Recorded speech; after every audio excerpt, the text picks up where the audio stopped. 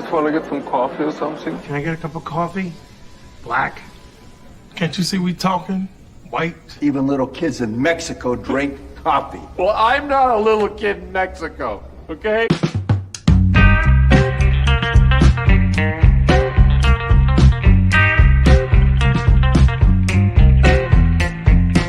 That is the best coffee I've ever tasted. A damn fine cup of coffee. You want a cup of coffee?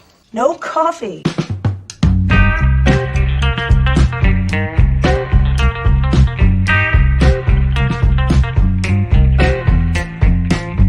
Coffee drinker, huh? Maybe we could grab some coffee? Coffee! Coffee, coffee, coffee, coffee, coffee!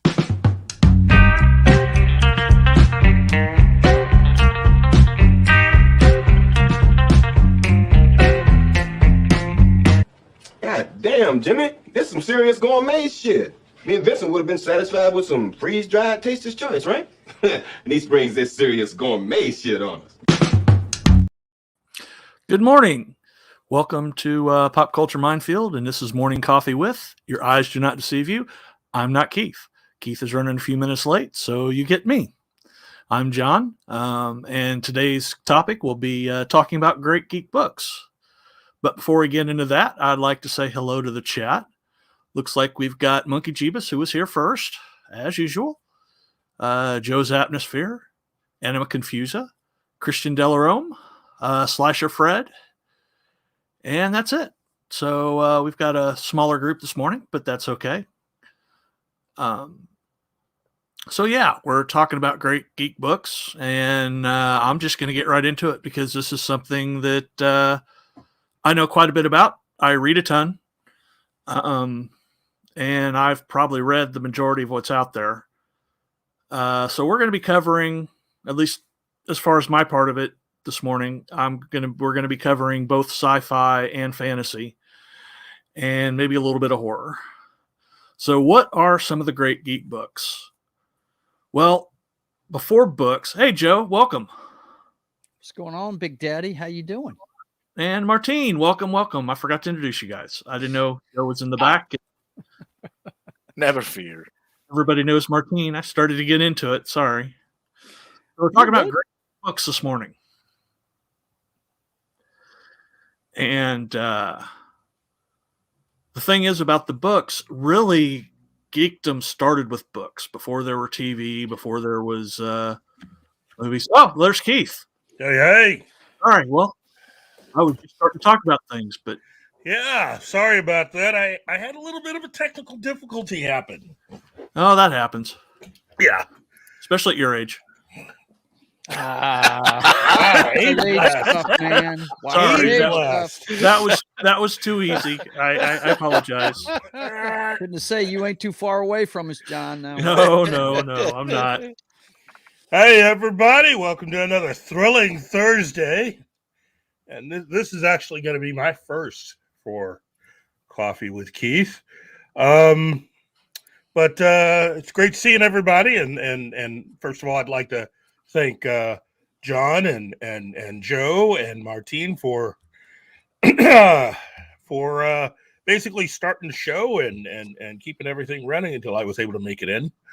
So today we have great geek books. Now, let me tell you something. For this particular episode, I thought it was appropriate to go over a lot of the books that, at least in my case, I consider to be things that if you are a geek or a nerd, that nowadays I think you would really need in your collection. You know, good books to have. Not necessarily what one would consider to be the top most or the greatest or whatever, but I think these are good books to have. And I'll also be checking in with John and Joe and Martin, and we're gonna discuss some of the ones that they've read and fit into different categories. But for us, you know, really for geeks and nerds, a lot of the fandom really is a literary fandom from its very beginning. Even though Hollywood has come in and, you know, you've had your television shows, your films, radio shows, depending on how you came into it and how old you are. But it really did start on the page.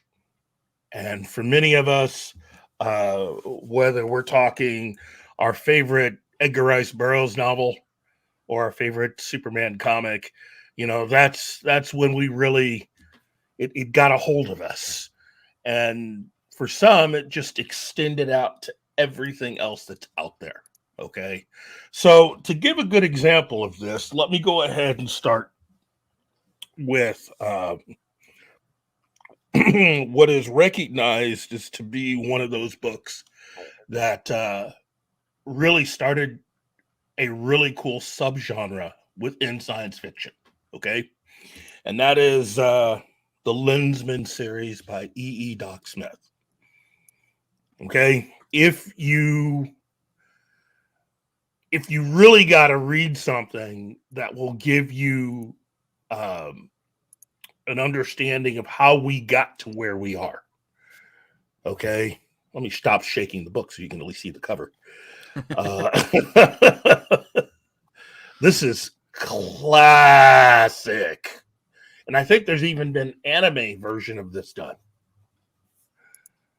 But, wow. What have you guys got to say? Have you guys read it?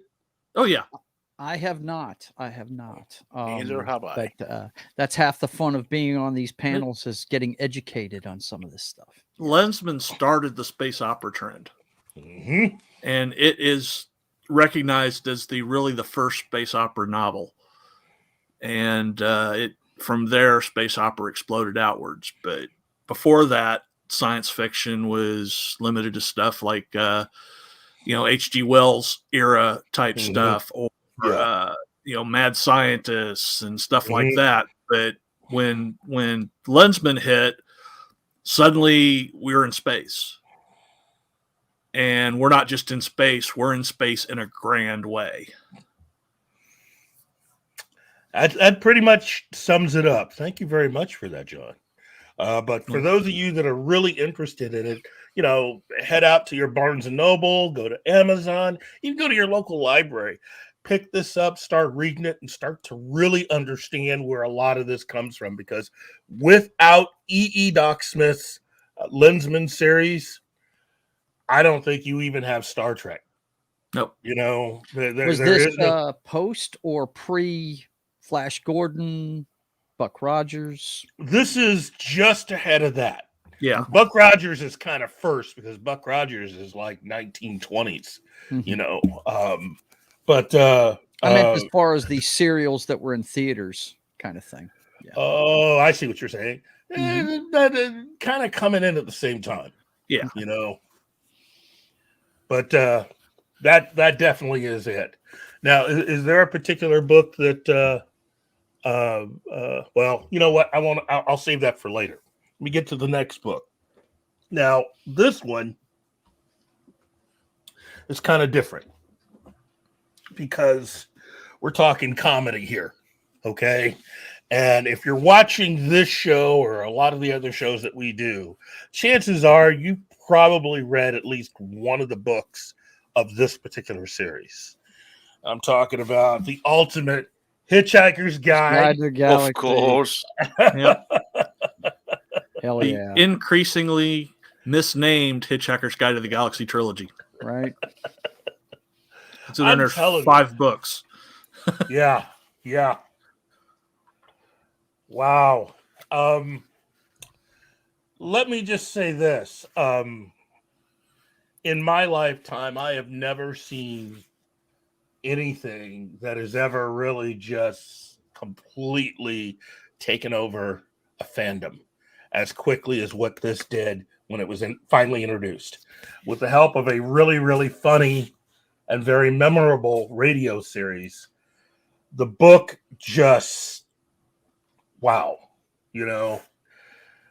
Oh, geez. So, John, when did you first run into this book?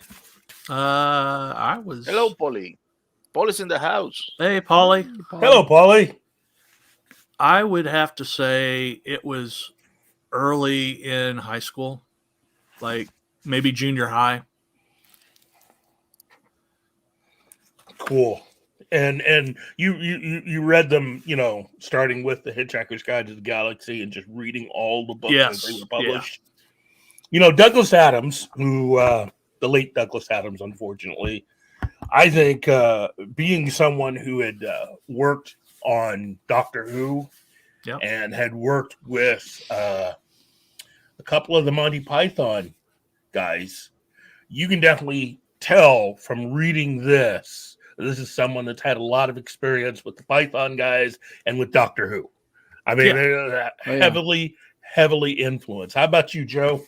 I've read the first one, and I was introduced to it in high school. And yeah, hilarious. The hilarious stuff. It's a lot of fun. And yes, you can definitely see the influences on Monty Python and so forth. Yes, most definitely. The oddball nature of most of the humor in it is fantastic. Yes. Martin. Oh, go ahead, John. Sorry. Ahead. No, I was going to say, I don't know if you remember, I ran the Hitchhiker's Guide GURPS game at conventions. I don't know if you remember that or not. Oh, wow. That was a while back ago. Yeah, that was like late 90s. Wow. Wait a minute. The 90s were not so... What? Oh, fuck. Yeah.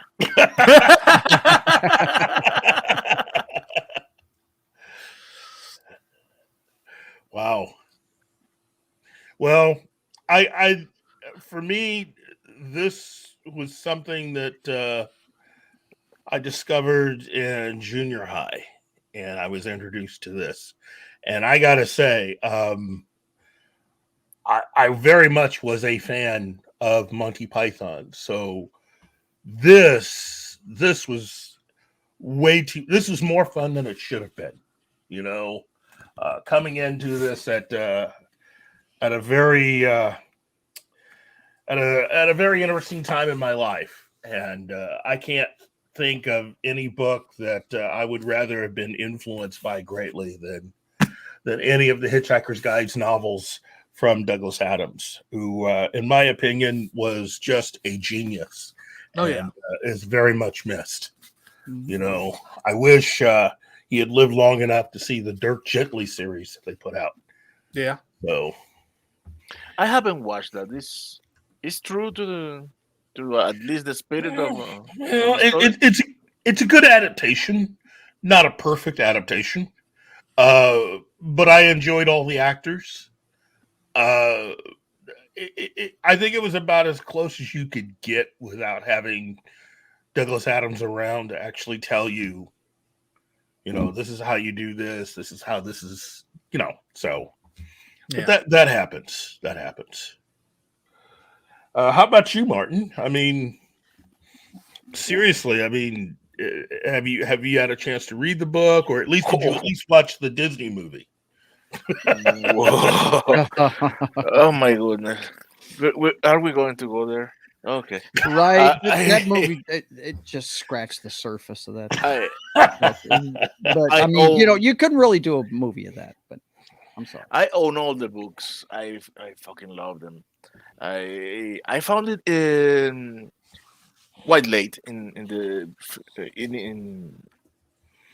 early 2000s where when I found out the books, and I have read it two or three times. Yeah, I know. I have to pump up those numbers, and then it came out the movie, and I was so excited to watch the movie. And fuck me, that movie was bad. Okay. It was littered with actors that I love, but my God, that script, I couldn't. I don't. I haven't the heart to show that to my family.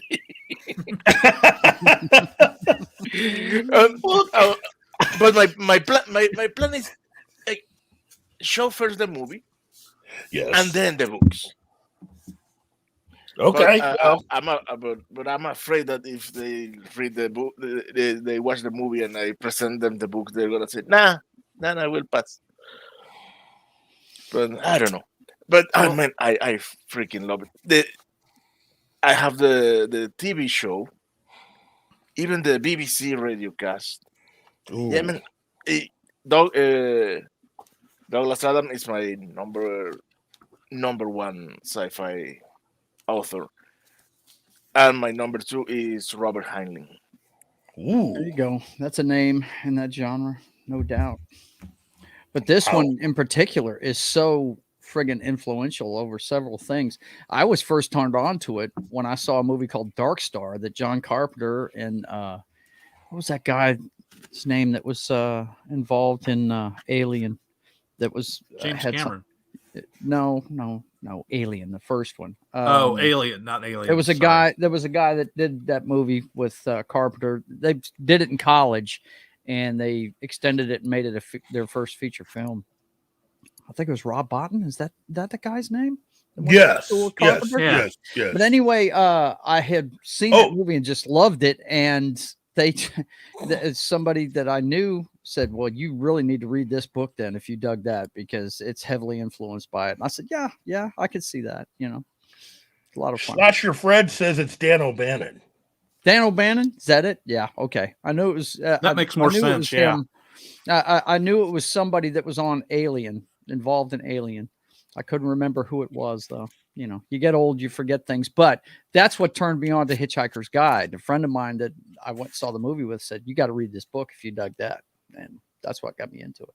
So it's been influential to many different filmmakers. You know, not just Monty Python. Yeah, for sure. Wow. Look, I have never had an experience reading books and anticipating the next book in the series the way that I did with this. So, I need to go out. Look, what I really need to do is go out and actually buy the complete radio series. Oh, wow. Because that was just beyond entertaining. There are some of those are actually on YouTube, but they are heavily edited. And it loses a lot of its flavor in listening to just heavily edited versions of what is considered what I consider to be one of the best radio shows ever. You know, wow. Keith, refresh my memory. Yeah, I think the radio show was first, and then he wrote the books. Yes. The radio show was first. And then he wrote everything based on how they did the radio show. He was able to make adjustments, and certain things are a lot easier writing than even when you're doing it as a radio show. But the cast was so perfect. I did enjoy the movie, but when I think of Zaphod, oh please, the actor from the radio show, that's the voice I hear in my head. You know. So, and at least one of the actors from the radio series did make an appearance in the film. So, definitely the many worlds of Douglas Adams. Well, next, this is a name that for some people they really may not know it. You know, his name was everywhere in the 90s. I considered him to be one of the most inventive writers out there. And here's a good example of that. And it's Nightlife by Peter David. Now, some of you may have read it, some of you may have not. But if you are a fan of King Arthur and those legends, and especially if you are also a fan of, say, Hitchhiker's Guide to the Galaxy, you need to read this, okay? The basic premise is, what if King Arthur came back and ran for mayor of New York? Oh, wow. That sounds cool. It is a really cool premise. It was so cool, it actually, I think, helped me do really well as far as my final grade in a particular course. I was taking a course in Arthurian legends and all the different sources, both the English and German and French and all of that. And my professor had never heard of this book before. And I think before the course was over, he had already read this book. and the second book. So, all I can say is if you've never read any Peter David, you really need to get on it. He is a really, again, the guy is really good at what he does. He not only writes great books, but he's also one of the best comic book writers out there. Personally, I believe if you gave him almost anything, I think he could do it pretty well. Almost anything. Especially Star Trek. He is also one of the biggest Star Trek fans. The guy can write anything, it seems like. Go ahead. And he did the prolific New Frontiers series for Star Trek that was really well done. That's what I was going to get into. Mackenzie Calhoun. Mm-hmm. Ooh, geez. One of the coolest captains never, ever to become realized yet in film, live action, or anything. But Peter David is just Google the guy. I know he's had some health problems. But if you really, really, really want to experience him, may I just say, give Nightlife a try. It's a different kind of book, and I thought it was very funny. Again, especially if you are a big King Arthur fan, to see King Arthur just come back and run for mayor of New York City. That sounds cool. Right? Sounds extremely cool. This would make a really cool Netflix or Amazon film. You know, or series. There's 3 books in the series. I think I don't know what I did with my third one, but I know I have the first 2 in hardback, and these are a part of the special Keith collection. So once the show is over, these have to go back into special storage. See. But doesn't everybody have one of those? Anyway. But yeah, Peter David, great guy. He's written for both DC and Marvel and done it well both times for both companies. He's one of the few people that you can definitely say he's really good at what he does. And wow. And speaking of comics, again, if you're gonna get into suggesting what people should have in their libraries, what they should read, look, I can't think of anything better than Kingdom Come. Mm-hmm. Okay. Yep. Mark Waid, Alex Ross. The story, the artwork alone. This is one of the seminal comics in the history of the comic medium. Okay. Joe. Sir. What'd you think of the book? I love it, man. I was turned on to it by the artwork by Alex Ross. That's why I ended up reading it. It's just a fantastic book. Look at the superheroes when they get older and what happens to them. And I just dug it, man. It's very cool. How about you, John? Yeah, I love the Kingdom Come story. It really does a good job of telling a superhero story of heroes in their twilight years, shall we say. Mm-hmm. Some are, obviously still within their prime, as in that guy with the big S on his chest. Well, the guy sitting next to him, that's no slouch either. No, but he has to have he's got to have an exosuit, exoskeleton to help him continue. You know what? There's some guys that need assistance. Yes. He's human. He's only human, Yeah. Come on.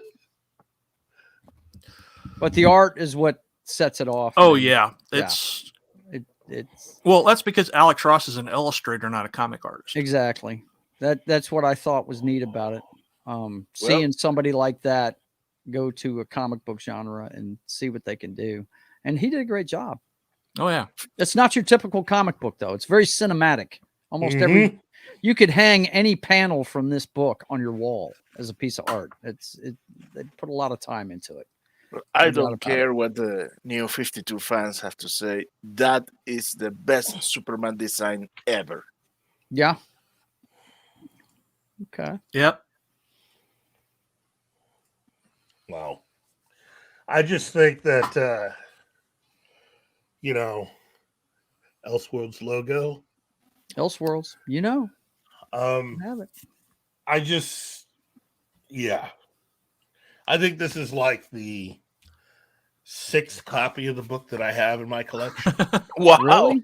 Wow. Well, The Dark Knight Returns, and Watchmen are the 3 seminal graphic novels you need to have in your collection. Yeah, DC graphic novels, no doubt. Yeah. Okay, what are the 3 Marvel that you would? Shoot, that's a lot harder. Yeah, it is.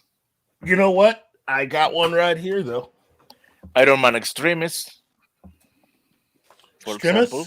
Yeah. Oh, yeah. I love that arc. Let me see. I'm watching. Well, I mean, if you're talking straight up graphic novels, I don't know too many Marvel ones, but I know as a collection, I'm just a Spider-Man fan. I mentioned this one last night, Kraven's Last Hunt. Yeah, Kraven's Last Hunt. That is a graphic novel. You'll enjoy the hell out of it. Yep. It's the darkest Spider-Man story you'll ever read.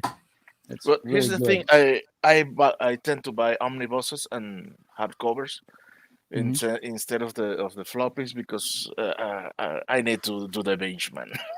I gave up the floppies binge years model is ago. your deal. Huh? Yeah. So I have Old Man Logan. Old Man Man Logan. Logan, yeah, that's a good Marvels. one. No doubt. What is that? What is that Daredevil story arc? Born Again. Born Again. Oh, the one they're about to destroy on Disney Plus. Oh my Yeah, the God, one they're yeah. destroying. Well, we seem to have a lot of interaction here in the chat. Here, let me start with. Let's go up to Slasher Fred. I think one of the classic sci-fi books is Fahrenheit 451. Mm-hmm. Yeah. I think what makes it so great is that how it is a version of the book burning of the Nazi takeover. Yeah, it's it's a classic novel. And I think it's already been updated a few years ago, I think, as a Netflix film or something. Yeah, There are with 2 movies. Michael B. Jordan. Yeah. Yeah, and there's another from the 60s, I think. Yes. Oh yeah, it's the original. Yeah. Let's see. Christian, $20. Wow, thank you. Wow. To you, Keith and Gary, I've been off 4 months injured, and your shows are great company. I hope this buys a few coffees. Love from Canada. Thank you very, very much. I really do appreciate it. And on behalf of Gary, thank you, thank you, thank you. Again, I don't think we would really be anywhere without all you guys. We really enjoy doing this. So let us see what we can do real special for you. You know what? Here's this one. I think we will have. You know what? I'll go this one because Human it's so cool. sacrifice, dogs and cats living together, mass hysteria. Yeah, that's Christian in a nutshell right there. Hail to you, brother. Wow. Let's see. We have a few more here. Let's see. Monkey Jeebus says planetary. Heck yes. Yep. Be glad I didn't pull out my planetary book. Phrasing. Oh, jeez. Yeah. Well, if that's what you call it. Is that what we're calling it? Okay. Planetary. His cousin Keith. Planetary is just a great story. because at least for comic book fans and really geek and pop culture fans, because that's really what it is. It's a story that has a lot of references in there to a lot of Marvel and pulp novels and Universal monster films and other things. That entire thing is just see, that would make a really cool Netflix series. Yeah, if they could do Planetary. Oh wow! Well, That'd be just now that we're talking about that series, and if DC really wanted to copy the Marvel model with the saga of the Gauntlet of the Infinity, they should have go trying to pursue that their version of Endgame where Kingdom Come. May prepare all their movies to get to that point, well, and give Kingdom us Come's more of an end game type thing. well, it's more of an end really to everything. The end of the universe. when you get to that point, then you can reboot your franchise with and introduce new actors. I mean, now that they've decided to basically get rid of everything that they were doing before, let me just say that it looked like part of the overall story that that Zack Snyder and everyone was trying to put together of the trilogy that they were doing seemed to borrow certain elements from Kingdom Come. So that's what really got me kind of excited about the overall story. Again, I personally have not addressed that too much, but having heard what Peter Safran and James Gunn have put together thus far, I kind of like it. I'm not overly excited, but I kind of like it. But that's also going to depend on who they're going to cast, who they're going to get, and more importantly, who they're going to get to show run at least a lot of these TV shows. Yeah, there's a lot of questions. I'm a big Supergirl fan. Everybody that's watched my videos knows she's sitting right next to me every time I'm on screen. And the story they've chosen to go with, if they're going with that story, is not the greatest. But I'm hopeful. We're actually going to get a Supergirl movie, so I'm hopeful. Cross my fingers and hope they don't mess it up. Yeah. But the story that they're drawing from, I wouldn't have picked that. I'd have picked the New 52 run, but that's just me. So see, and that's the thing. I agree with you. Look, the whole Brave and the Bold. I like the title, but I have a lot of questions about the story that they're attempting to do. Mm-hmm. I think they should have just gone with the New 52 version of the Bat family and just say, look, it's pretty much my three sons plus a little extra with Bruce and Alfred in the house. That's in Wayne Manor. That's it. Mm-hmm. Everybody's living there with the exception of one. Nightwing. So, no. Nightwing. When they started, well, Nightwing had just moved out. Yeah. But Jason wasn't there. Yeah, wow. Yeah. So, but everybody else was there. Tim, Damien, that first scene at the party where Bruce has got the tux on and everybody's dressed in tux and Damien's got his tux with sneakers on. And Bruce is testing out his he's wearing contact lenses that are tied into the Bat computer to give him instant facial recognition and all that other stuff. And I mean, I thought that was just the coolest thing ever. It's there. It's right there. That's what I would have done, because you've got everybody living under one roof. And now you can pretty much do whatever you want, Again, I can't get mad about it because I really don't know the particulars and the angle, and I haven't, I do like Well, the there- fact you're. Oh, go I'm ahead. sorry. Go ahead. No. It's okay. I thought you were about done there. One thing I have heard brought up a couple of times: if you're going to have an older Batman, why did you even get rid of Affleck? You know. Well, if you go with the new 52 version, they explain it. It all makes sense because he's not that old in the new 52. I think at the beginning, when you first meet him in the new 52, and the scene that I just described is really the first time you see Bruce and all his sons together. And I think Bruce is in his mid to late 30s, you know, and that they had Robin, Dick Grayson, was only Robin for a few years, you know, which, okay, it's new 52. We're trying to make it a little more realistic. We're trying to keep him at a certain age so we could, fine, you know.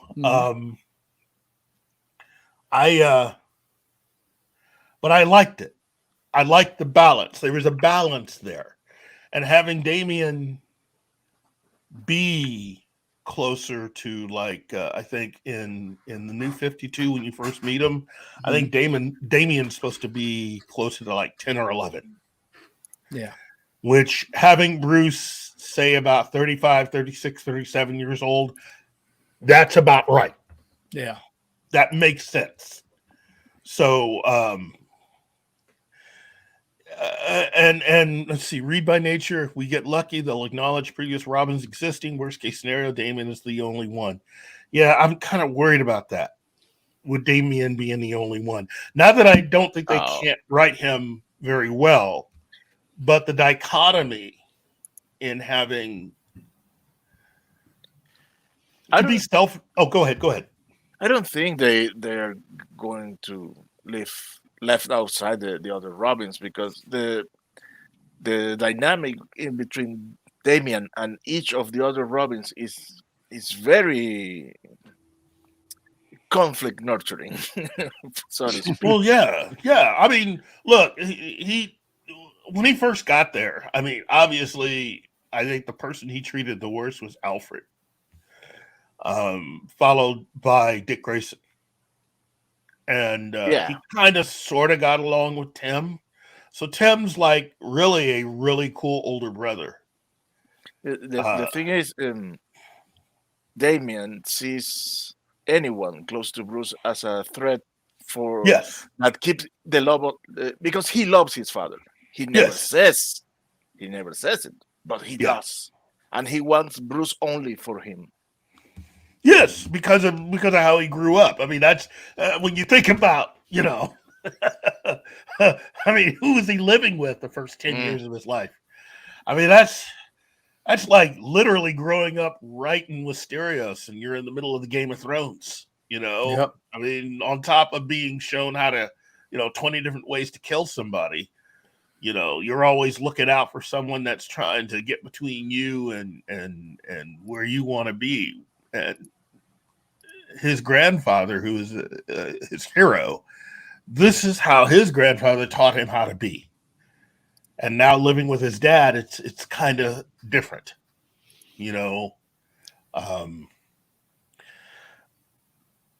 want to be hopeful, so that's how I'll put it. I'm gonna try to hold on to hope. Yeah, I'm of the same mind with the Supergirl stuff. I mean, it's a well-known fact. Anybody that knows me knows that Robin is my least favorite character in the Bat family. I think he's just cannon fodder. But apparently there must be something likable, because they keep killing this guy and bringing him back. And I mean, the Red Hood and all this other stuff that they've done with that character. So, hey, I'll go into it with no expectations, because I really don't get into the guy. So, but I do like Batman though. So, hopefully it'll be a good outing for him. If I had a choice between him, a Bat family movie with Robin in it, and say the Batman, I'd probably watch the Batman, because I'm just not a fan of the Robin character. Never have been. So, Okay. I proudly admit that I am one of the people that is responsible for killing Robin in the first place. The Jason Todd Robin. And I thank you because now we have the Red Hood. Yeah. I think Yeah. of all the Robin incarnations, the Red Hood seems to be the coolest one from what I've seen. So, but I don't know much about him because I never have liked the character. I like all of them. I like the whole My Three Sons concept, Wayne family version of it. Mm-hmm. I like the fact that it is this guy who didn't really grow up with any siblings, and he now has to raise a mansion filled with these young boys and teach them how to not only get them to adulthood, but each one comes with their own set of problems. Mm-hmm. They're not all the same. I mean, you've got your eldest one who has now recently moved out of the house, and realistically, he had the easiest time with Dick Grayson. Mm-hmm. Dick was easy to raise. I mean, he was the less problematic of all. Well, yeah, you looked up to the guy, right? Yeah, you looked up to him. So. But Jason had a mouth and an attitude. Well, when you find him trying to steal hubcaps off your car, and that's how you're introduced to him. Not just any car, not the just Batmobile. And then, wow. And then that you go. Balls. Then you go with Tim Drake, who is just, as Bruce has said. I mean, he's probably a better detective than I am. Which is high praise, and he never tells the kid. And that's the other thing. The thing about Tim is that he already had parents when he met him. And then of course Damien. And so each one has their own personal struggles, their own baggage. And Alfred's just laughing his ass off every time he goes to the kitchen. I mean, because Bruce has got to deal with it. Mm-hmm. So, I would like to think that James Gunn would give us that, would attempt to give us that, but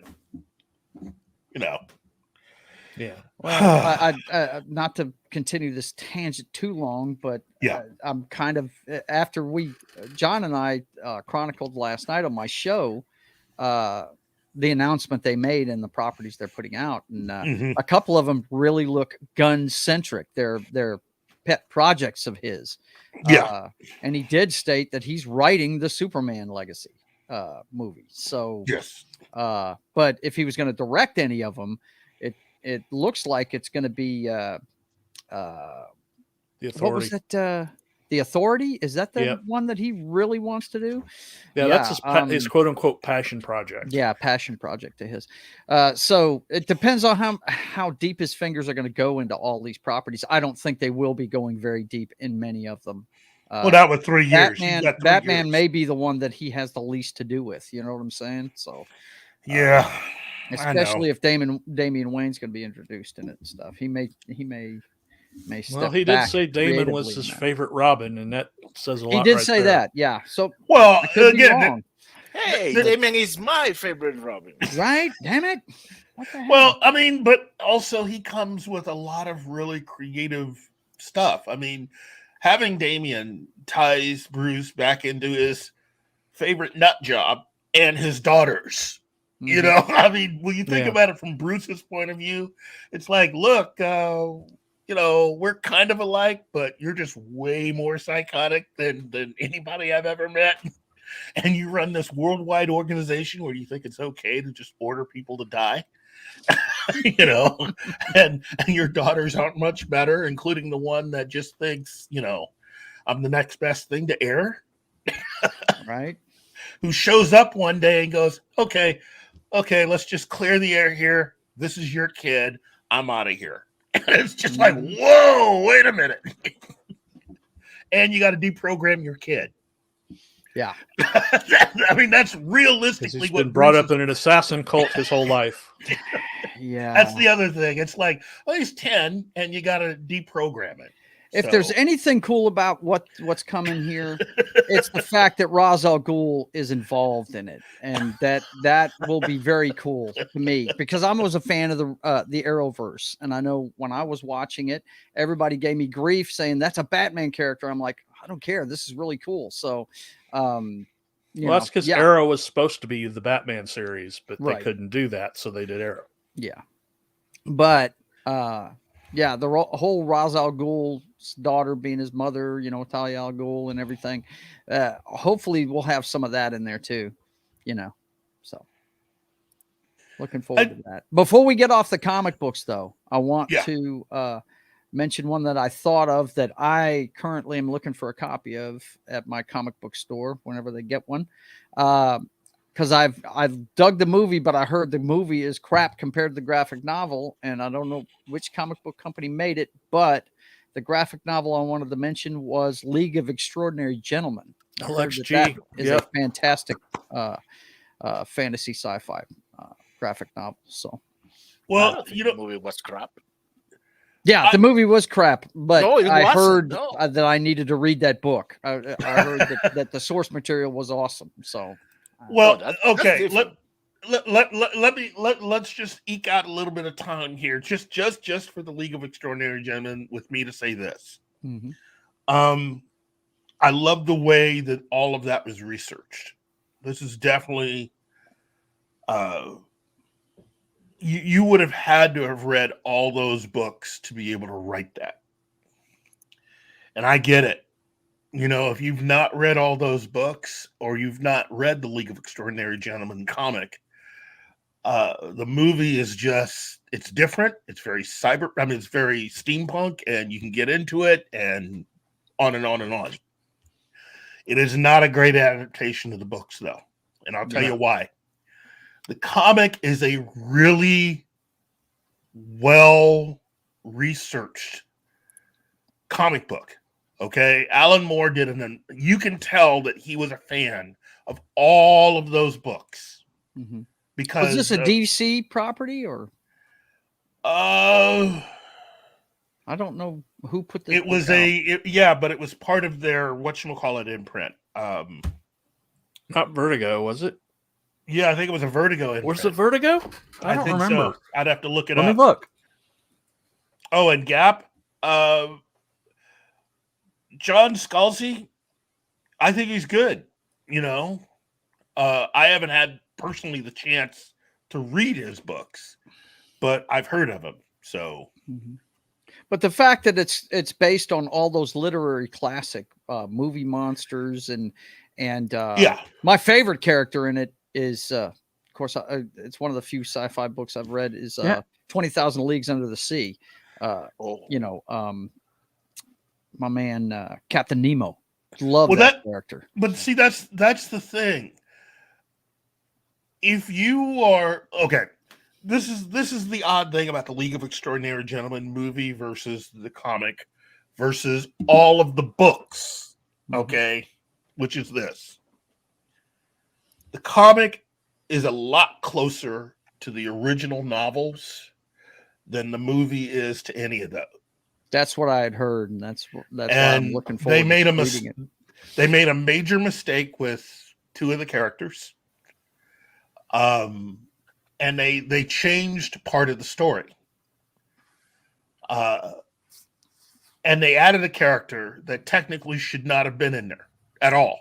There is no the thing about the research Alan Moore did to create that comic book is that he did such a good job because. I've read those books. I never would have put it together that you could make it so that they all exist at a certain time period together, right? Yeah. It was Wildstorm. It was Wildstorm? Okay. Wildstorm initially, but it was right at the point right before DC bought them. Okay. Okay. bought the imprint. So Thank you, John. But here's the thing. You can definitely tell that a Hollywood executive put their 2 cents in. I'm wrong. It was America's Best originally published it, and then it went to Wildstorm. Okay. And there you have it. So you can definitely tell that a Hollywood executive decided, hey, we need an American character in there because you got all these Brits together. And that's how you got Tom Sawyer. The thing is that it doesn't work at all.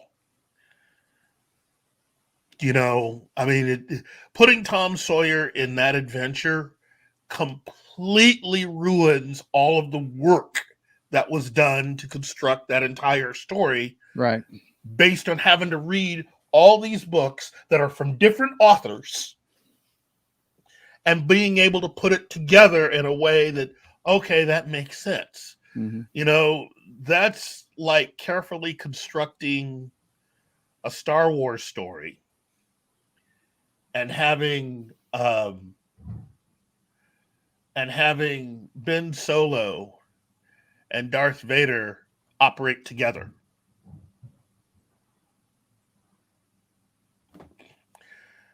No, you can't do that. It doesn't make any sense. Doesn't make any sense. Yeah. Tom Sawyer doesn't fit.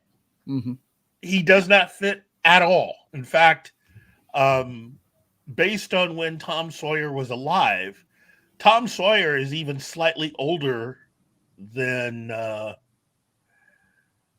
during the time period or the year that this story takes place in the movie. Tom Sawyer would be older than Alan Quartermain. That's the reason why it doesn't work. Unless you unless you take that one piece of it and just turn off your brain for that part. Because it's so well balanced, it's so well done. The other thing is that the comic has more in it than just what we've seen. It makes references to other characters. And one of the things that I really was upset by in the movie is that they decided to take a throwaway line and screw the comic totally with a throwaway line in the movie by saying that the whole League of Extraordinary Gentlemen was really a made-up thing, when in actuality, in the comic, it's real. It is a real organization. But making it so that this character tells you that it's phony, right? It sucks. And all I know is I've seen some of the panels from that graphic novel, and I really want it. The artwork in it is fantastic. Look. The only thing to me, I would have kept, if they had done all of that, the only thing I truly would have changed outside of not having Tom Sawyer, I would have even left Tom Sawyer in there if they had just changed Mina's character to the way that she is in both the comic and in the books. See, that's the thing. The way you see them in the comics is based on how they actually are in the books. So Mina is a different character in the movie. It's almost like she was written by someone who, I don't know, I'm going out on a limb, probably never read the book Dracula. Right. Hello. Hello. She's very much a woman of now.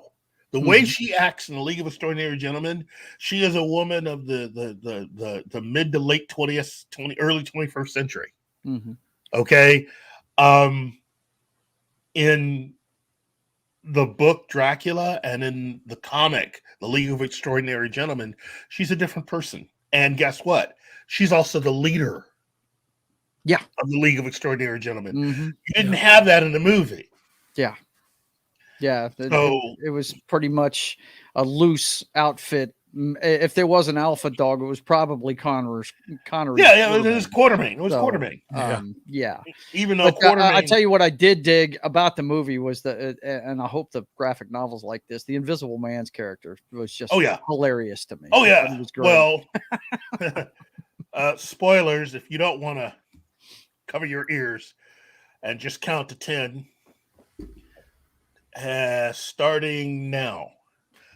What happens to him in the comic? Would you like to know what happens ultimately? Go. Leave it for when Leave we it for the return. break. Oh, okay. Yeah. Mhm. That's why I was tapping the okay. wrist. And, Yeah, Bill, take us out, man. Hi guys, this is Gary from Pop Culture Minefield here on KGRA, and we're leaving for our first break. I hope we survive. A birthday without her mom, an anniversary without her husband, her wedding day without her dad. These are the days when military families feel it most of all. The loss of their soldier, their sailor, their airman, their Marine, their Coast Guardsman. Families never forget their loved ones lost to war or illness or suicide. Families never forget, and neither do we. We are TAPS, the Tragedy Assistance Program for Survivors. We provide resources, support, and comfort to heal the hearts and meet the needs of grieving military families, all at no cost to them. Your generosity can make an enormous difference in the lives of the families of our fallen military heroes. Our military families need to know they are not alone and they are not forgotten. Show them your support at taps.org.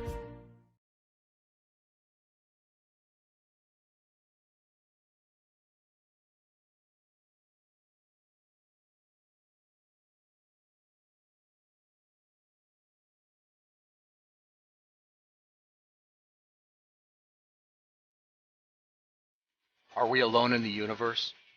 The most important question facing humanity is on the verge of being settled once and for all. The Mutual UFO Network has been at the forefront of this journey for nearly 50 years. Our members worldwide are dedicated to the research, documentation, and awareness that will shape the future of humanity. Won't you join us?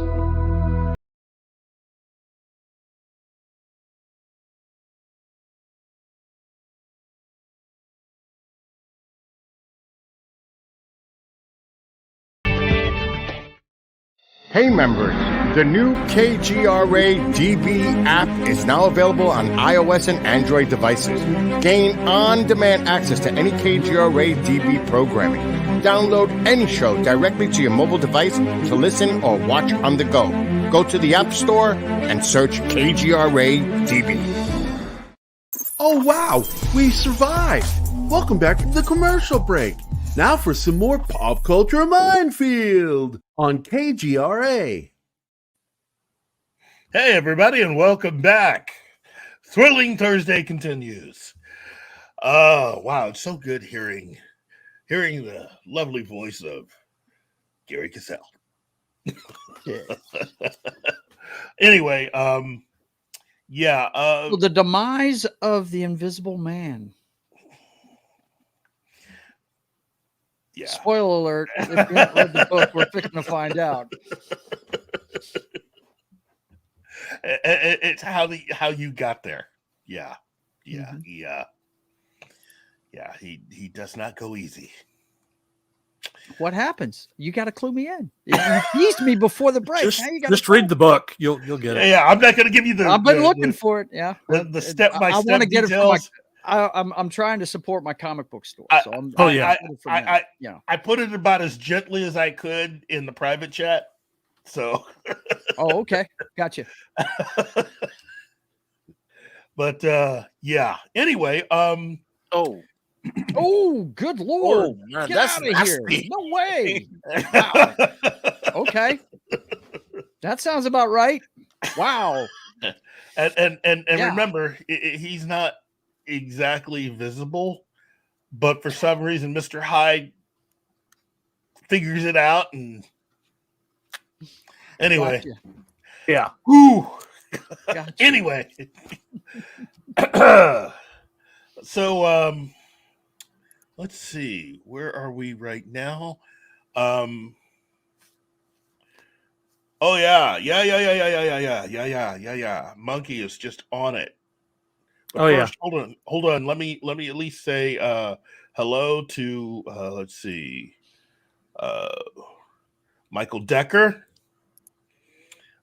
Let's see, his favorite SF novel series, The Stainless Steel Rat by Harry Harrison. Let me just say, Stainless Steel Rat rules. Okay? Amazon, stop screwing around with that $1 billion show. Take some of that money and do this. You'd be better off for it. Okay? And Monkey Jeebus, Joss Whedon used to read my comics when I was working on Buffy. He wouldn't have done Astonishing X-Men if I didn't get him back into reading comics. Okay. Well, look. Joss has some problems to work out.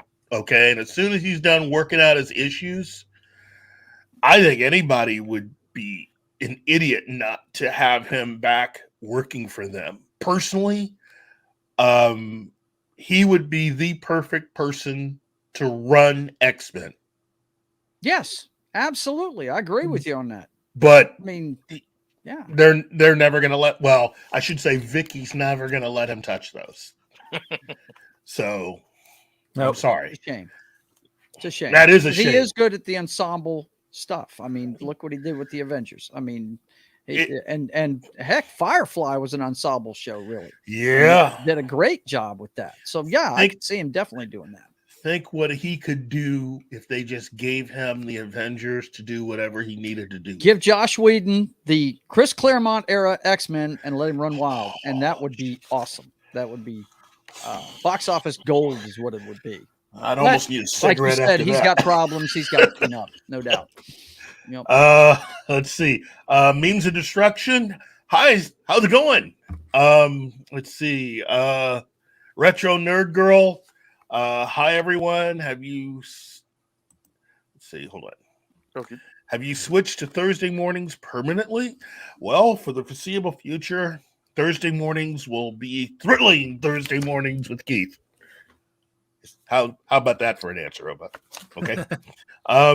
Let's see. And who else? Let's see. Read by Nature. And if we get lucky, they'll acknowledge previous Robins existing. Worst case scenario, Damien is the only one. Yeah, well, I do see that. Let's see. And wow, thanks to everyone. Here we go. Michael Decker, aka Batman. I voted to keep him, but the outcome was preferable. So that was the vote that attempted to cancel out your vote, John. Yep, didn't work. There are more of us than him.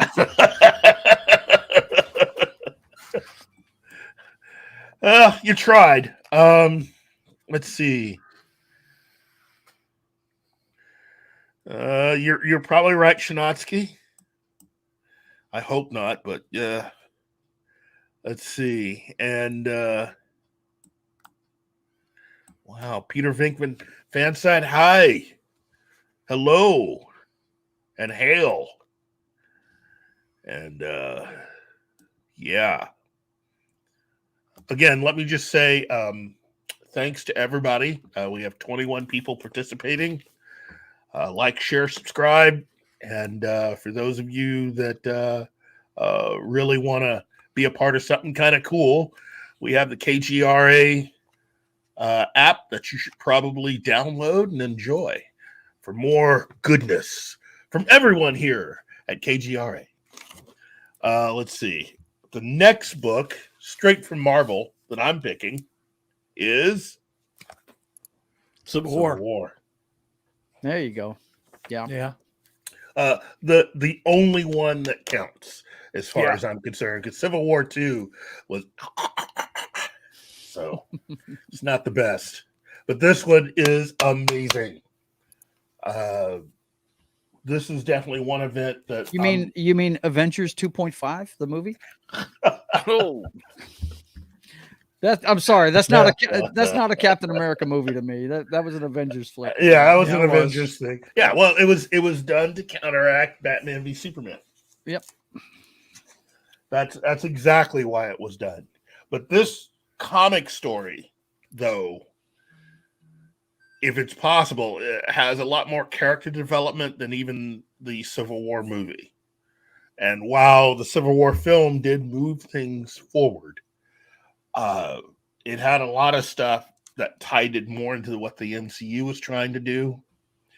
Whereas the various storylines and things for Civil War, if you weren't sure before, you totally knew by the end of this that Tony Stark was not the nicest guy.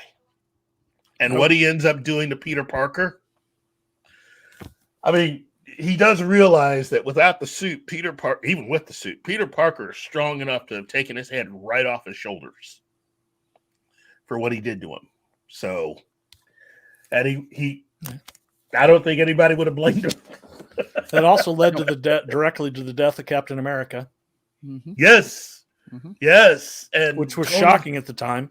Yeah. Well, Tony was just like, it's a thing, you know? Yeah. It's like, dude, really? I mean, that's the reason why a lot of comic book fans, when they did all their advertising for the Civil War movie, it's like Team Cap, Team Iron Man. It's the reason why a lot of comic book fans were Team Cap for the most part, because Tony was not to be trusted.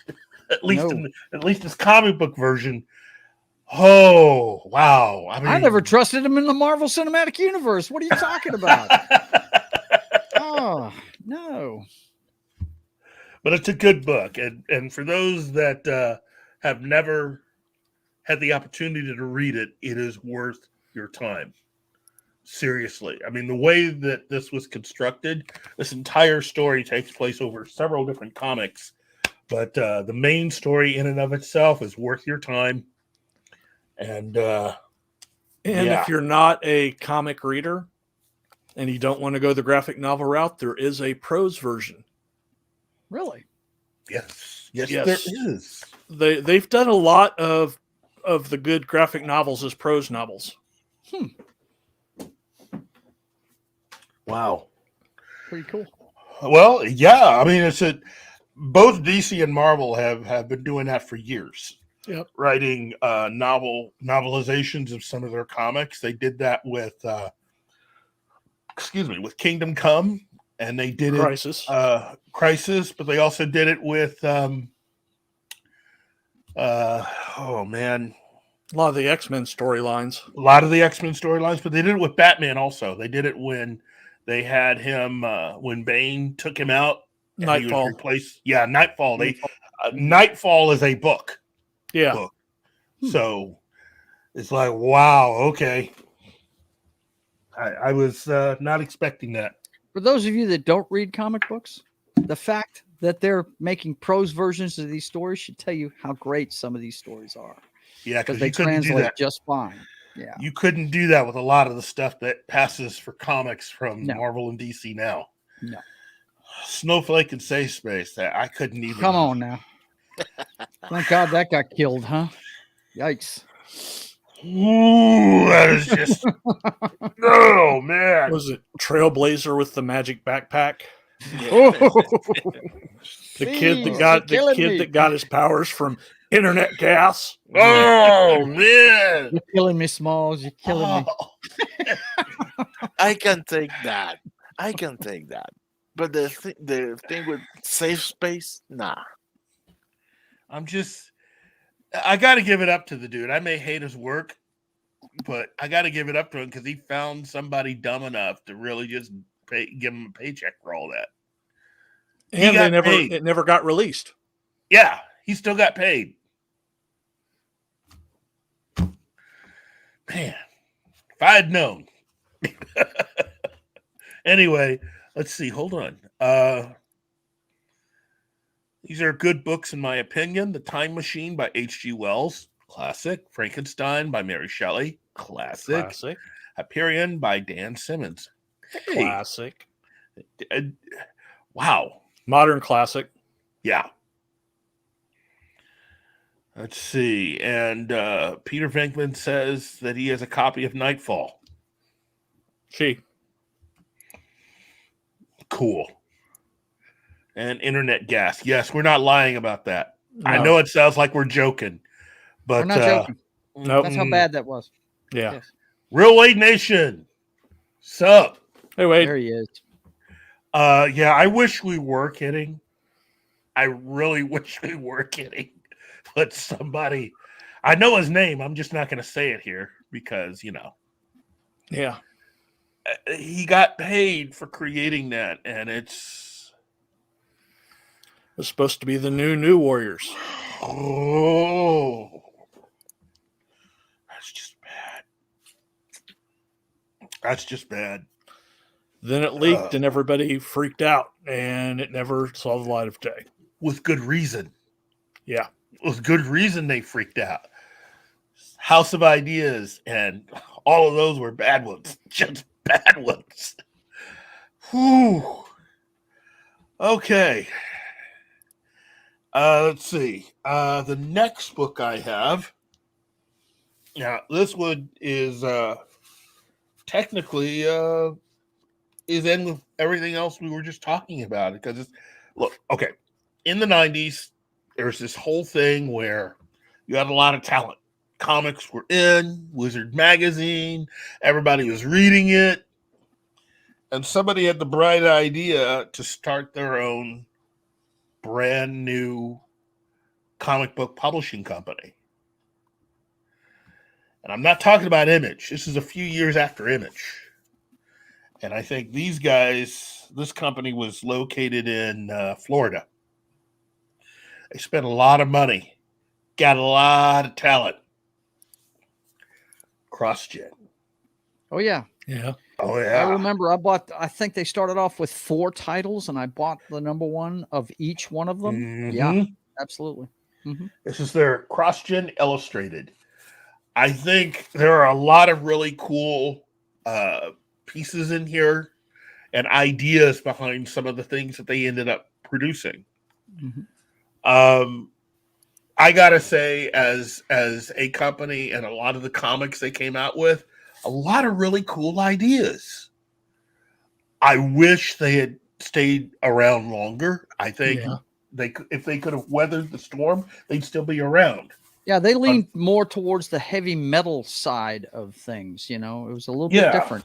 Yeah. It wasn't your classic superheroes kind of thing. It was more fantasy related, really.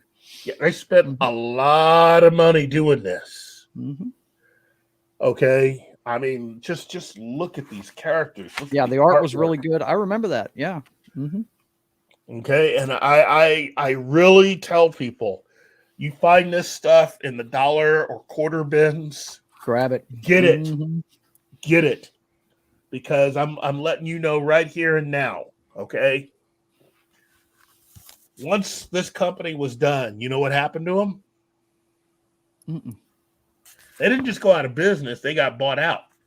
Yep. Oh well, that means that they were successful in some form or fashion. Yeah, you want to know? Mm-hmm. You want to know who bought them? Probably Image. No. If it were Image, I'd feel a whole lot better. Oh God, Marvel bought them. Oh God, yeah, great. So you're never going to see these characters again. No, they bought them to just put them on the side and never see them again. That sucks.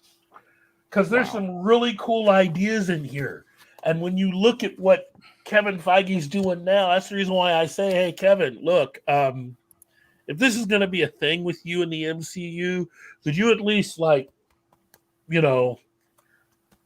somebody else do CrossGen and put those out as a separate banner with a different group of creatives so we can actually get something that's good, Dude, with that name, can you imagine how they could twist it? I mean, you could never release this stuff with Nate Moore and Vicky running everything. They would find nothing about it. Why do we need that? It's like, Vicky, take a drink. Why? Because Vicky, you and Nate suck. That's why. Tell us how you really feel, John. Oh, that was me being polite. Wow. Meridian. Oh, geez. The stories, oh, geez. Yeah, like I said, they were. You can tell by the visuals there. Those of you that can't see them on radio, it's more towards the fantasy side. Side of things. I know I keep saying heavy metal, but that was the main source for fantasy type illustrations and stuff and stories when I was coming up. Yeah, Heavy Metal magazine. Cross Gen, GEN Comics, and they are now a subsidiary of Marvel Comics. Wow. That's a shame. You're right. If Image had bought them, they'd still be making them today.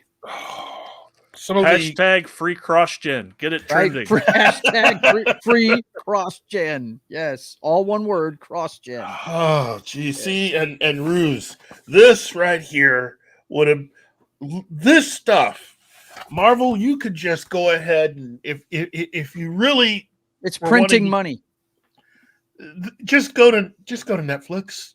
Yeah, let Netflix develop all. Yeah, no kidding. Let some an adult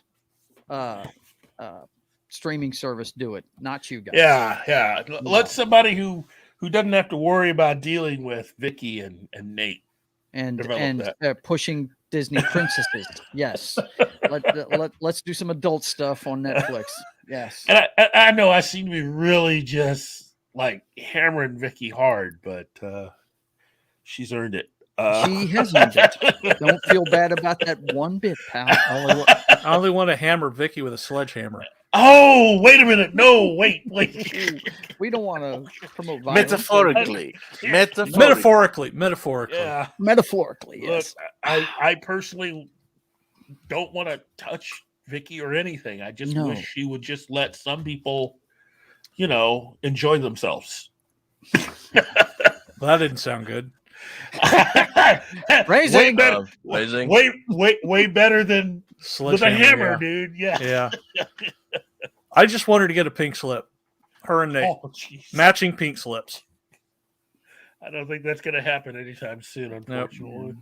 Yeah. But what's that old saying? You can wish in one hand and poop in the other and see which one fills up quicker. Yeah. So anyway, back to books. Yeah, let's get back to books. Now, this is from DC Comics again, because, DC Comics. From Grant Morrison. Let me at least say this. Given what DC Studios announced, let me just say this. Overall, if you're going to take ideas from DC Comics, you could do a whole lot worse getting ideas from Grant Morrison, okay? I say that to say this. Why are you dealing with Tom King? Seriously, what is it about that dude? I mean, there are things that he's done that even for the biggest, most ardent haters of anything that anybody has done with any DC characters in recent memory, Tom King's just as bad, if not worse.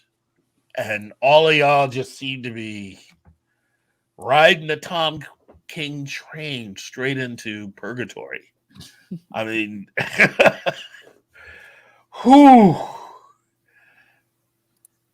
I will admit, when he first started, I was like, oh, this could be interesting. Yeah, that didn't last too long.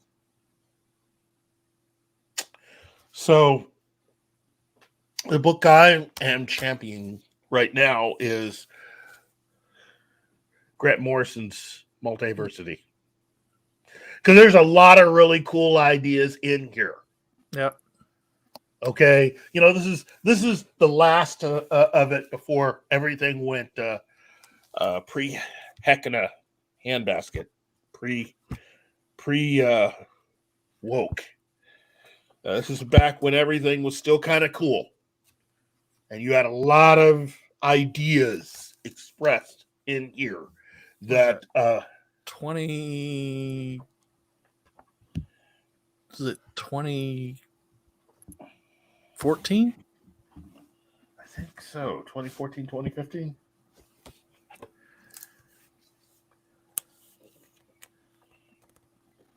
I mean, just all kinds of different stories.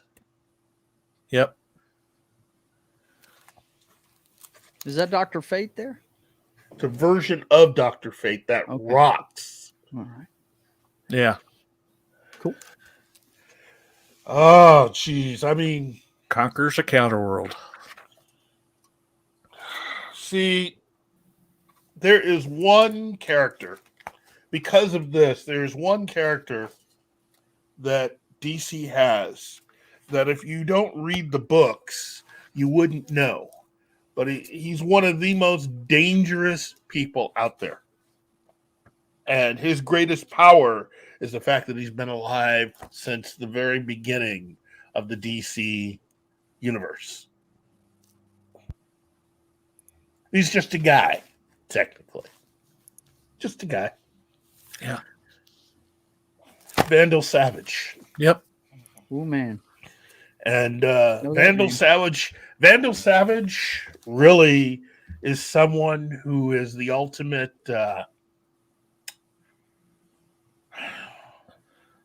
he's survivor. Thanos. Yeah, he's the ultimate survivor. He's Thanos and Doctor Doom put together in one body. Without any actual powers except immortality. Yeah. And he's not an alien from a different planet. He's from Earth. He just is immortal. Yeah, They did do a version of him in Justice or Young Justice. Yeah, yeah. Anybody that's ever played DC Universe Online knows who that guy is and hates him. Yeah, me, they did an entire DLC with that guy at the heart of it, and he is a pain in the ass.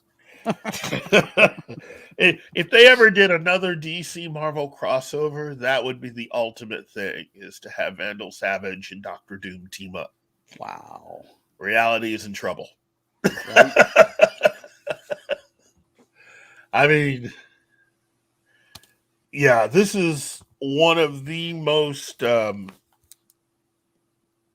entertaining and really just it's filled with stuff that really challenges you if you are a longtime DC fan. They put stuff in here that will make you, by the end of it, ooh, what was that? By the end of it, it'll just make you say, well, why couldn't they have made this into a movie? Right. You know? And oh, man. Yeah. There's way too much stuff in here and not enough answers. Answers that would mean anything to people.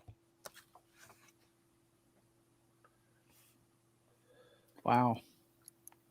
The original Captain Marvel. The original Captain Marvel, yeah. Different characters, different artists, different writers, all serving to work with Grant Morrison on bringing this to life. And it's worth your time. This has got to be part of your collection. Wow. Good artwork.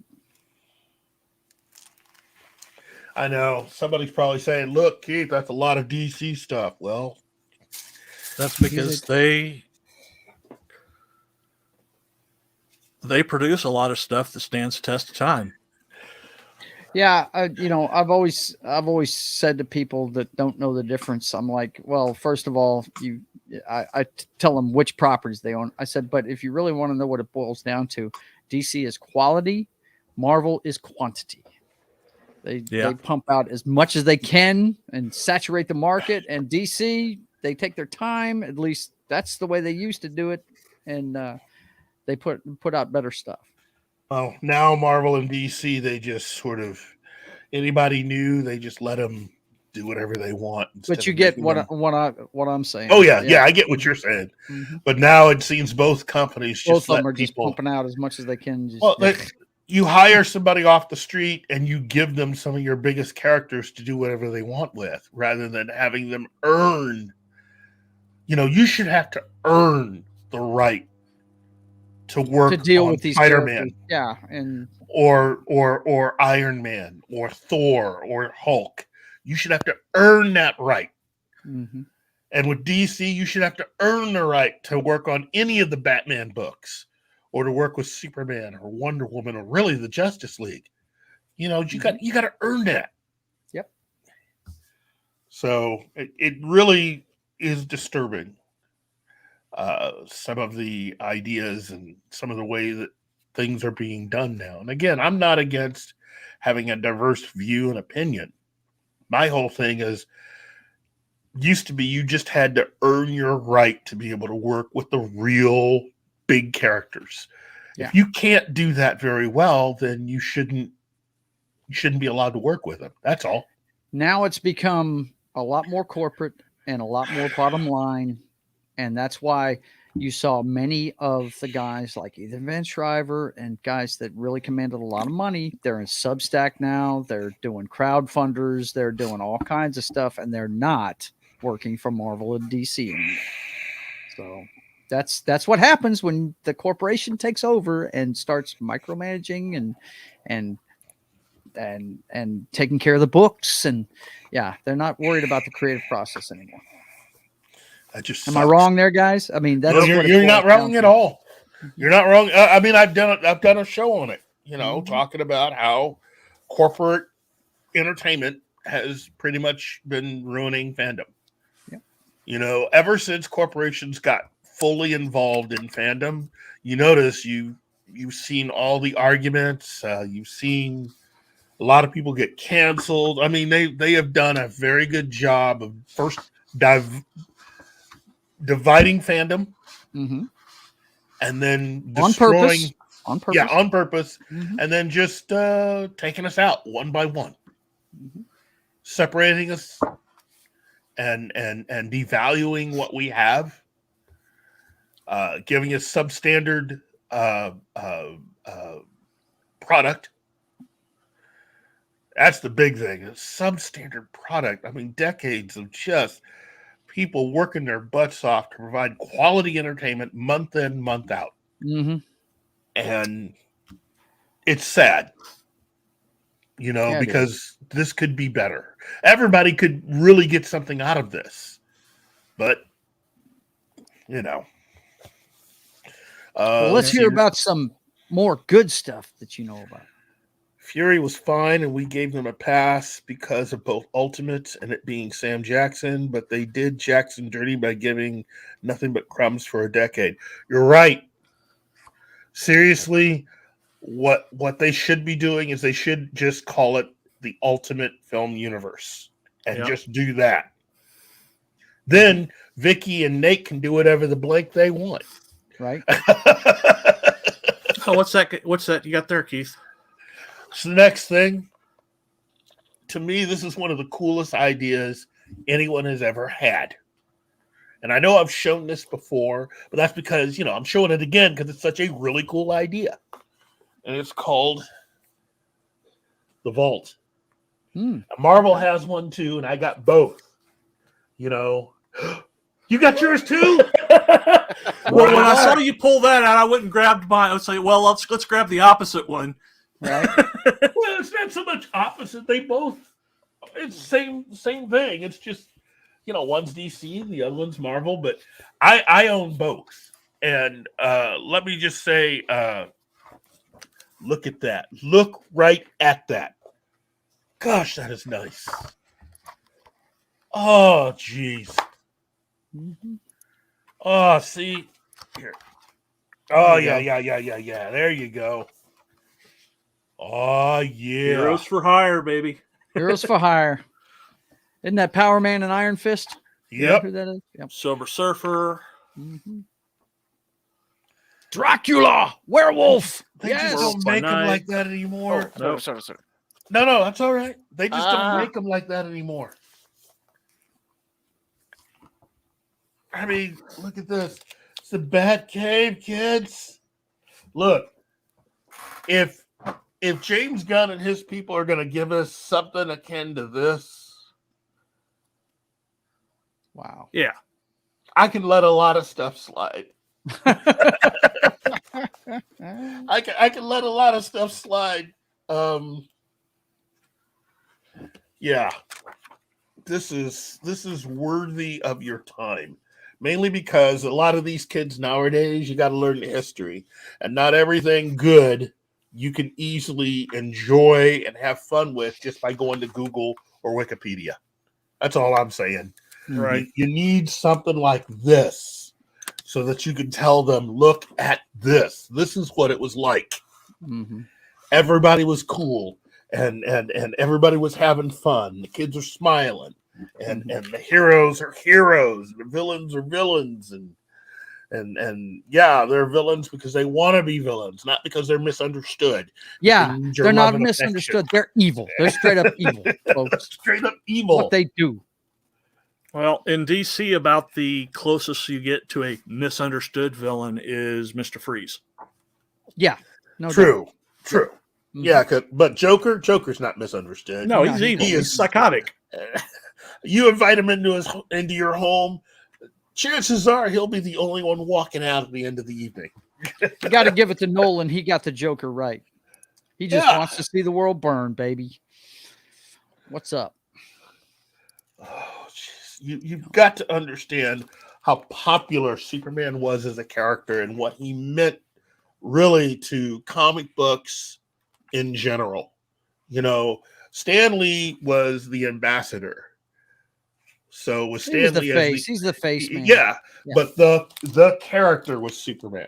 Yeah, you know, and you just, man, it's just. I've said it several times. I have never followed DC Comics. The most knowledge I've gotten is from the video game I play. But I've always rooted for Superman because he is the granddaddy of them all. The rest of them wouldn't exist if those guys hadn't gotten together and written Superman. You know, so Joe, I always root for Superman to do well. You know, Joe, you need one of these. Yeah, because this is a couple hours worth of just DC lore at its best. Yeah, more than a couple hours. It'll take you a while to go through it. Yeah. I am so happy I got this. This is just wow. See, that's pretty cool, man. Check that out. That's cool. It really is. I mean, I still want to go and visit DC headquarters, but I don't know if you want to do it today. Not today. Well, I'd Maybe rather a lot of pink and blue-haired people running around there, but I'd rather visit DC headquarters than Marvel. You know, visit Marvel and almost run into Vicky. Yeah, right. Because she might cancel me as soon as she looked at me. It's like, hey, you know, I kind of like the X-Men. Get him out of here. It's like they're X-people. They're X-people. It's like, no, they're the X-Men. So what? They're no longer human? Well, technically, they are not human. Well, they're actually more human than us. I mean, they're the next step in evolution. Yeah, that's some cool stuff. Technically, evolution envy. But hey, yeah, I'd like to have powers. I mean, you know, I'd almost want to give up one or two things if I could have the power to have, you know, certain things. Well, I'll save that for another time. But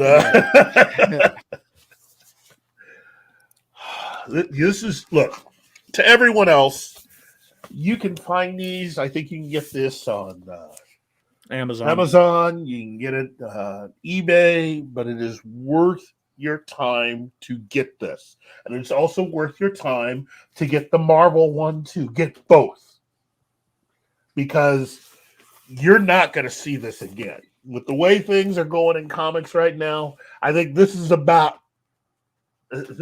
it. So this is a museum in your hands, because what's going on today, it's sad. It's sad to see what all this has become. And at least you can have a better understanding of how we got here. Yeah. Yeah. We're going to have to do a part 2 of this. Yeah, for sure, because you haven't even touched on the 3 books that I thought you would have mentioned that were instrumental to me and several others. You know, I hope Dune is in the list. Yeah, I was going to say, if you're a Star Wars fan, you need to read Dune, because it's heavily influenced by that book right there, no doubt. Let me at least surprise John, because again, geeks are geeks for a reason. We geek over all sorts of different things. For me, there was a time when I actually thought, Art and I were going to be together forever and I'd be able to make a living doing stuff. And then my hands went bad. And that's a whole story for another time. But here we go. Nice. Yeah. The tryout book. I have the art that books. One. Yep. The tryout book. I got the first one, the one with Spider-Man and Doc Ock on the cover. Yep. That's the process. The process you're taught in that book is what I'm using to do my book. That's exact. I mean, that's it. It's really neat, guys. For those of you that are listening on the radio, he's showing the 2 Marvel tryout books, and what these books are is they are a way to teach you, first of all, what each job in a comic book is: letterer, colorer, inker, pencils. And what it does is it shows you the beginning of the story, the first few pages, and then it takes a step back. It takes the color out of it, and you have to color it. Okay. And then the next step is they show you the penciled pages, and you have to pencil it. And, it does it, at least the first one, did it. I think it was like in 5-page increments, all the way back to the last 5 pages of the book are blank, and you have to actually write the script and do the whole ending of the book. It's really neat. Anybody that's an artist or a creative and thought about doing something like that, you need to check those books out. The Marvel tryout books are really cool. Yeah, I got my nephew. The Marvel Method. Mm-hmm. Yeah, how to draw the comics the Marvel way. Marvel way. Is that what you're talking about? Hang on a second. Yeah. I think I've got that right here. Hang on. Yeah. Hang on. Let me get it.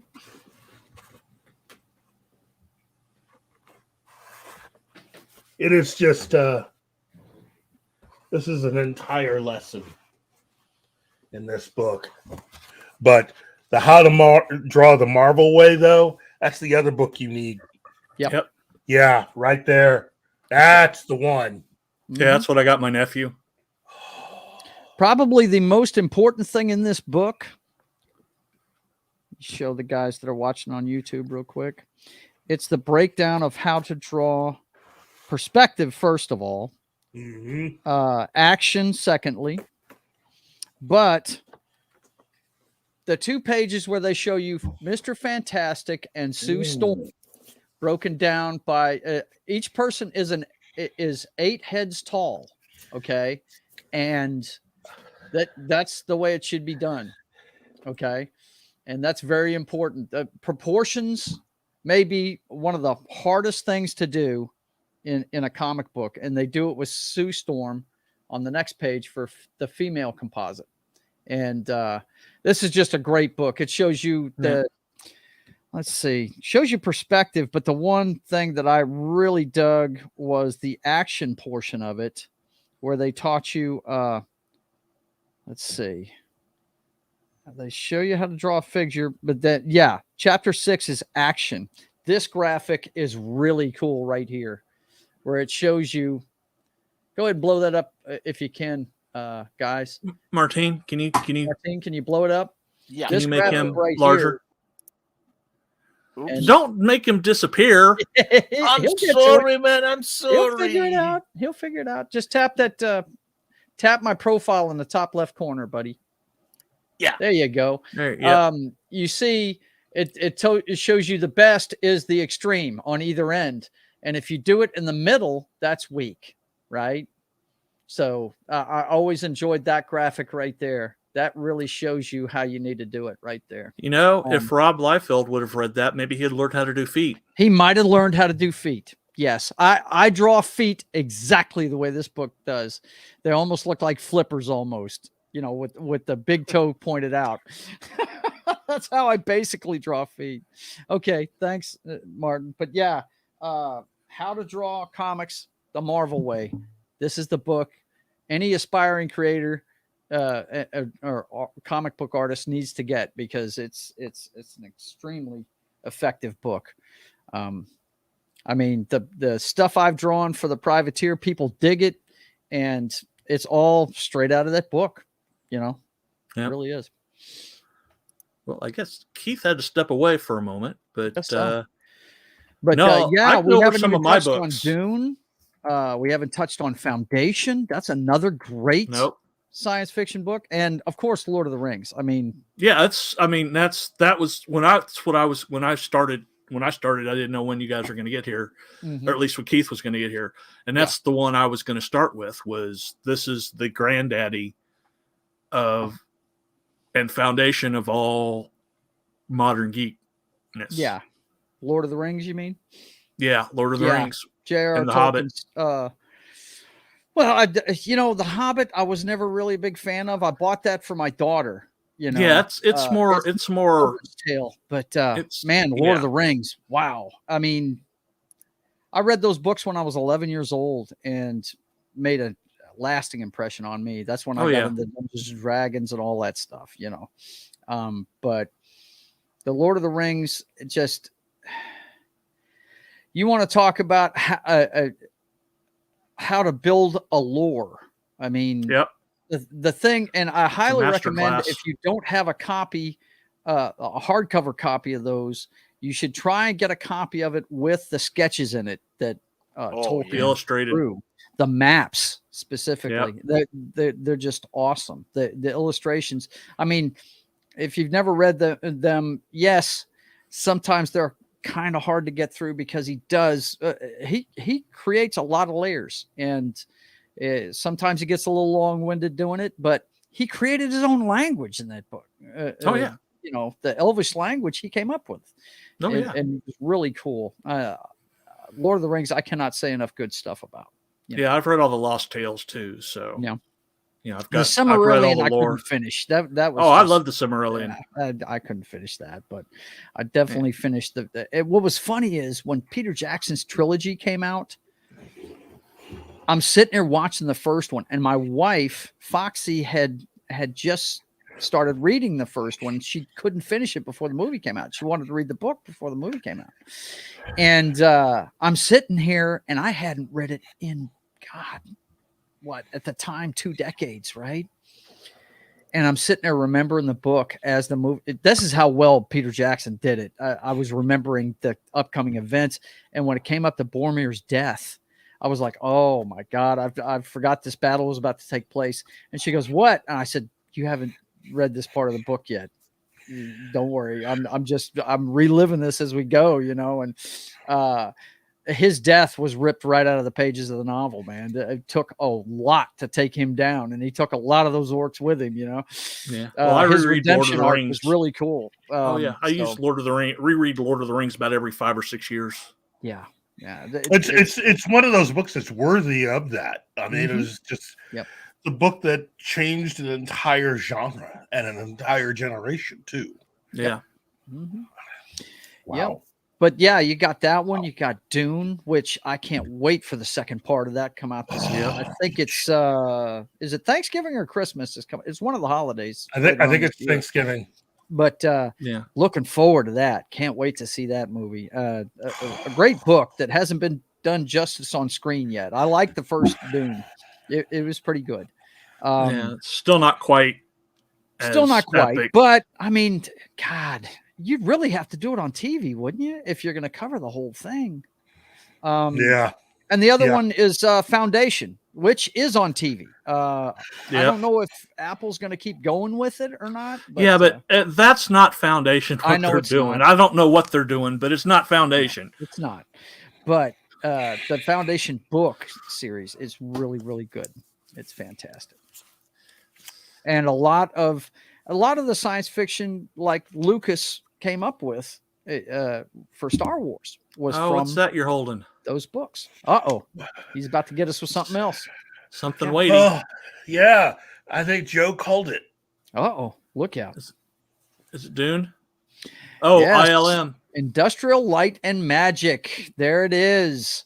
Now, boys and girls, let me tell you something about this company right here that was created with a bunch of geeks and modelers that were trying to do special effects that had never been done before on screen. That they were told couldn't be done. Yeah, that were told couldn't be done. I was, John, were you with me that one night when we were on the show and I told the guys that know everything about Star Wars, I think it was Knock and somebody else. I think it was Johnny Rock was on. And I said, one thing I've got on you guys, you might have seen everything Star Wars, but you will never experience what it was like to see that Star Destroyer come over your head whenever it was chasing Princess Leia's ship for the first time. I said, because that nobody had seen anything on a screen or hear the scream and of these the TIE guys fighter. didn't stop there. They kept going. I'm pretty sure they came up with the technology for Cameron to do the liquid metal man, right? And the tentacle in the Abyss. Abyss, yeah. I mean, this started with Star Wars, but its fingers are in damn near every movie you see now. And they're still going today. Oh, they're still going today, no doubt. They changed with the times. They got into CGI, and it's fantastic stuff. And there's a bunch of guys that they took a bunch of models and busted them up in sheet styrene and built brand new things out of them. Yep, called kit bashing. Yep, it's fantastic, man. Yeah, we couldn't get enough of it. When the Star Wars hit, everybody became famous. Everybody. Yeah, hell, everybody even the was janitor. Yeah, if you were the grip on Star Wars, everybody knew your name in the business for sure. Yeah. Yep. R2D2. Look at that shit. That is awesome. That's McQuarrie's R2, right? Yeah. Yep. Yeah, I had that book right there, The Art of Star Wars. Yeah. McQuarrie, one thing a lot of people forget about is they were still using matte paintings back then too. Oh yeah. And wow, some of the stuff that's in that book, The Art of Star Wars, is fantastic. Yeah. Well, here. You got to see this young man here. Who is that dude? That's Joe Johnston. Yep. Wow. The director of Captain America, the First Avenger, and The Rocketeer. Yep. Very cool. What's his name? Joe Johnston. Joe Johnston. Okay. Yeah, man. That's Industrial Light and Magic. The history of Industrial Light and Magic is the history of behind the scenes special effects in Hollywood, period. Yeah. Not just Star Wars. How far does that book go? Does it get into the CGI stuff? I think it goes. Let's see. Hold on. Let me jump ahead. Well, I see ET in there. Let's see.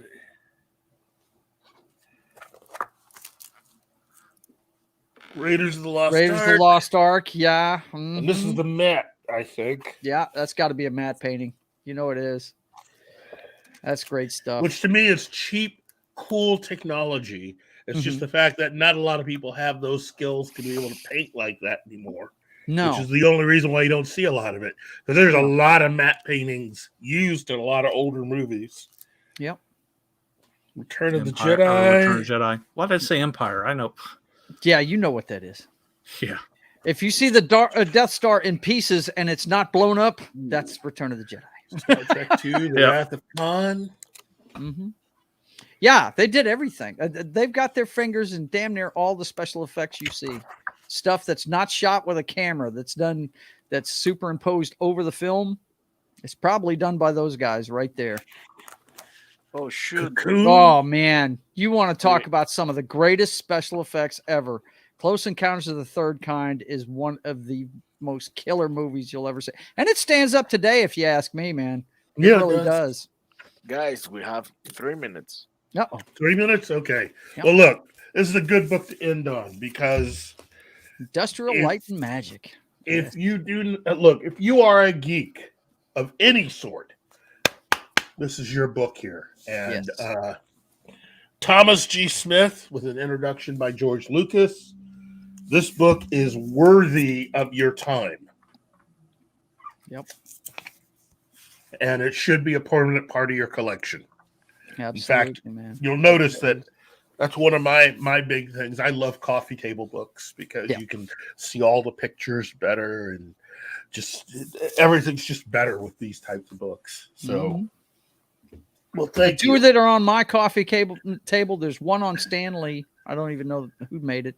My wife picked it up for me, and the other one is it's about James Bond. Oh, and his stuff. Good one. I think I've used this one several times when Toxic Tuesday does Bond movies. The James Bond poster book. Yeah. It is a heavy sucker too, man. This thing is heavy. It's a hardback and it's got all the James Bond posters in it. I'm not going to pull it out right now, but you see that's off of Dr. No right there. Phrasing. Yeah. But yeah, that one I use a lot. But yeah, Well, I'm with you. I'm a big fan of those coffee table type books too. Keith, I think we should definitely revisit this topic in the coming weeks. Yeah, we should. I'll try to get this back on again, and because we've scratched the surface. Really, we've only scratched the surface. But being geeks and nerds, part of what you have are the books and stuff that you have around you. Mm-hmm. And if you don't have any books, looks like you're just going to have to start investing in some because, again, there's only so much you can actually see on a Kindle. You know, but it's not the same when you actually own and hold the book in your hand. Yep. Wow. Mm-hmm. Thank you, guys. Thank you for going with me on this journey. I'd like to thank everyone, starting with Joe's Atmosphere, Penny, War Monkey, Michael Decker, a.k.a. Batman, Latino Slet, Paulie, Jordy Lyons, Andy Morrow. Let's see. Genghis Khan, Gap After Dark, Memes of Destruction, Retro Nerd Girl, Read by Nature, Lord Thoth. Let's see. Then we go down to the Peter Venkman fan site, Shinadsky, Real Wade Nation Gaming Clips, Zax, Marco, Kingsport Cow, Pope Metallicus, Monkey Jeebus, Anima Confusa, Christian Delmore, and Slasher Fred. Wow. That's a lot of really cool people checking us out today. Hopefully, hopefully we've given you some direction on certain books to actually pick up and have fun with. Yeah. So, D-Bud Martin says he's been lurking, so. Oh. Okay. D-Bud Martin. Yeah, D-Bud Martin. Thank you very much, buddy. Thank you, Monkey. Well, listen. As you guys have figured out, I love doing stuff like this. Nothing like show and tell, especially for books. I have a deep love for books, and really, next time we might be able to go over this. Ooh, nice. Hanna-Barbera Treasury. Very there you go. Cover, man. That's good stuff too. No Well, doubt.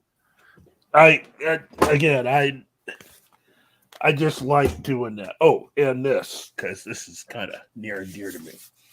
Oh. I was fixing to say, time capsule. Nice. Oh, look who did that. J. Scott Campbell's one of my favorite artists ever. I can recognize his work anywhere. Ready? Right? I'm ready. It's autographed. Oh my God. You suck. Well, and with that, we should be. Yeah, we definitely got to do this again because I've got a Danger Girls set up back here, and yeah, that's his ode to James Bond, and it's the chicks. Okay, it's guys, cool. This has been awesome. Bill, take us away, man.